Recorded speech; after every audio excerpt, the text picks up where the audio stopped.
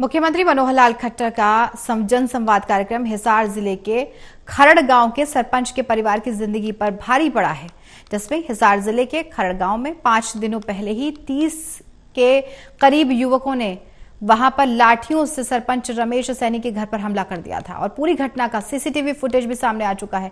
लेकिन घटना के 5 दिन बीत जाने के बाद भी एक भी आरोपी गिरफ्तार नहीं होने से अब सरपंच के परिवार ने गांव से पलायन की बात कह दी है। सरपंच ने कहा है कि अगर सभी आरोपियों को 48 घंटे में गिरफ्तार नहीं किया गया तो ये लड़ाई अब उनका समाज लड़ेगा।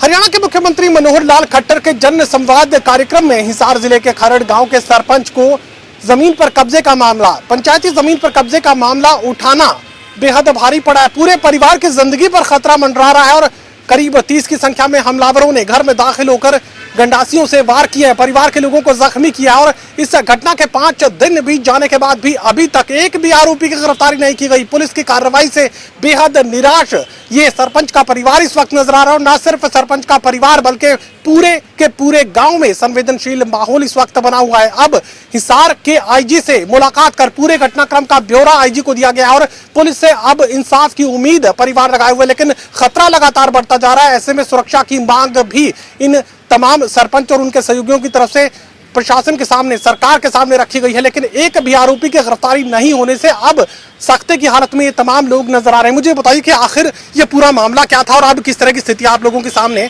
बनी हुई है। जब मुख्यमंत्री जी सांतरोज के अंदर आए जन संवाद कार्यक्रम में, मैंने मुख्यमंत्री के सामने एक मांग रखी थी कि 38 एकड़ जमीन जो पंचायत की वो खाली कराई जाए, लेकिन मुख्यमंत्री ने कहा जी खाली करा देंगे प्रस्ताव पास हो तो। लेकिन जब ही मैंने ये एसडीएम साहब से मिले या डी साहब से मिले, जब ही वे लोग हमलावर हो गए जी। उसके बाद मेरे परिवार को गंडासियों से, मेरी मिसिज को, मेरे बेटे को मारा गया। लेकिन मैं मुख्यमंत्री से पूछना चाहता हूँ जी, जनसंवाद का यही जनसंवाद है क्या, जो एक सरपंच को एक पंचायत की जमीन के कारण ऐसे होना पड़ा? वो पंचायत की ना तो मेरी जमीन थी, वो सरकार की जमीन थी, मैं उसके लिए लड़ाई लड़ रहा था। हमले की पूरी वारदात का जिक्र मुझे बताइए कि आखिर क्या कुछ उस दिन हुआ था, किस तरीके से पूरे घटना को अंजाम दिया गया, किस तरीके से गंडासियों से परिवार के लोगों को काट दिया गया? सुबह 10:30 बजे 35-40 लोग मेरे घर के अंदर घुसे और मेरे घर में मेरी बीवी और मेरे बच्चा और मेरी बहन का लड़का और मेरा भाई, उसको सरेआम लाठियों से और गंडासियों से काटा गया। जो मेरा भाई आईसीयू के अंदर है और मेरे बच्चे भी अस्पताल में दाखिल है। सीसीटीवी पूरे घटनाक्रम का सामने आ चुका है, लोगों की पहचान की जा चुकी है, आप लोगों ने भी पुलिस को नाम बता दिया, लेकिन एक भी गिरफ्तारी का नहीं होना क्या ये साबित कर रहा है? ये तो मैं मुख्यमंत्री जी से मांग करता हूँ जी, यही जनसंवाद है क्या, जो एक सरपंच को ऐसी मांग उठाने पर यह सजा मिली? मैं मुख्यमंत्री से आशा करता हूँ कि मेरा मतलब या तो ऐसे मतलब ये जनसंवाद करो ही मत, या करो तो फिर कम से कम हमारी सुरक्षा का तो ख्याल रखो, या हमारे परिवार को ऐसे ही मतलब मरने के लिए छोड़ दोगे।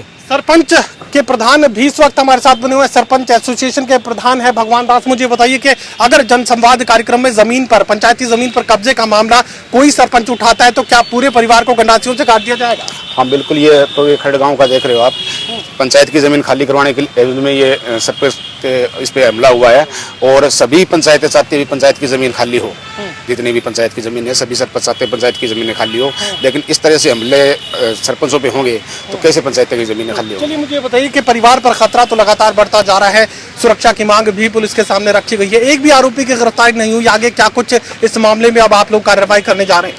ऐसा है जी, मैं आसिया एसोसिएशन प्रधान हूँ और मेरे सभी सरपंच भाइयों से इकट्ठा होकर हमने पंचायत में फैसला लिया है कि हमारे सरपंच भाई के ऊपर इतना कातिलाना हमला होने के बाद भी कोई एक्शन नहीं लिया गया है और अब हमारे खरड़ गांव से सभी पूरे गांव के मौजूद आदमी हैं और 10, 15, 20 गांव के कम से कम मेरे साथ में सरपंच भाई हैं।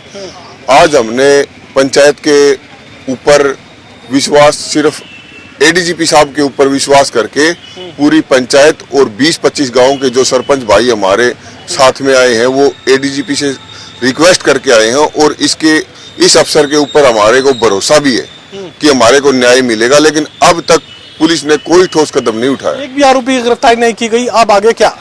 अगर 48 घंटा के अंदर प्रशासन ने अगर ये आरोपी नहीं पकड़े गए तो हम पूरा हमारा समाज हम गांव से पलायन कर जाएंगे। आगे जो हमारा सैनी समाज जो निर्णय लेगा वो समाज के ऊपर ही निर्णय होगा। चलिए, सरपंच की तरफ से अब पूरा गांव छोड़ने की यहाँ पर बात सामने रख दी गई है। गांव से पलायन पूरा परिवार करेगा। जमीन पर कब्जा छुड़वाने की कोशिश में अब सरपंच और उसके पूरे परिवार को खुद की जिंदगी बचाए रखना ही दुश्वार हो रहा है। सहयोगी कमल के साथ doctor Mahesh Kumar, total news Hisar.